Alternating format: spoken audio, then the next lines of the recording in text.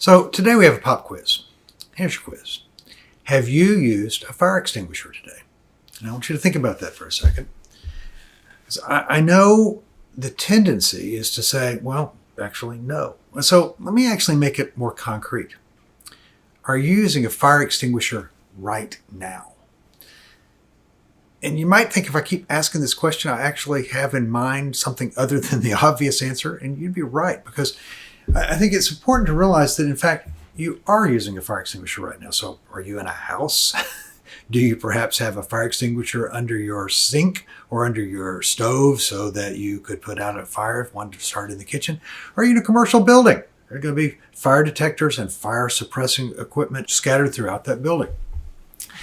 And so in terms of safety, the reason you're comfortable being in that house, in that apartment, in that commercial building, is that you know that if a problem were to develop, the fire would be put out. The fire would be put out. You might have to go out and stand outside for a while the fire folks came and dealt with the issue. But in fact, the fire would be controlled. And so the argument that I make is that you actually are using a fire extinguisher today. The only part you're not using is the part that gets you wet. And a different way to say this is that fire extinguishers, fire departments, are fundamental infrastructure that enable all of society to live safely.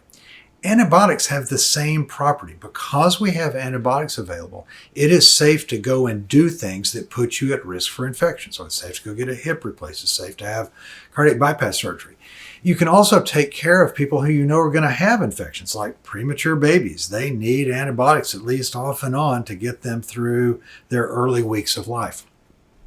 Without those things, without those fire extinguishers to control the inevitable infections that occur along the way, or that could occur, it wouldn't make sense to do those high-risk things.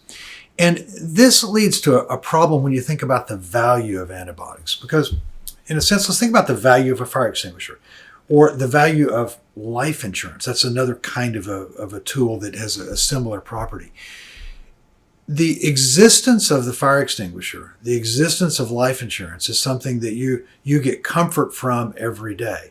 And the fact that you don't actually get wet from it today doesn't reduce its value. So when we think about antibiotics, we think, well, what's the correlate of that for antibiotics? And we have actually an acronym for the values that an antibiotic brings that are kind of like a fire extinguisher, and that acronym is STEADY. It stands for Spectrum, Transmission, Enablement, Diversity, and Insurance. And let me just pick one of those 5 things. Transmission, I think, is the easiest one to think about. If I were to get an infection, basically I'm on fire from an infection, and you put it out with a good antibiotic, the next person can't get that infection. So the fact that I'm treated has value to everybody around me because they can't get what I had because it's been treated and it's now gone away. So all of society benefits from the fact that the fire that I had, the infection that I had, gets put out by an appropriate fire extinguisher.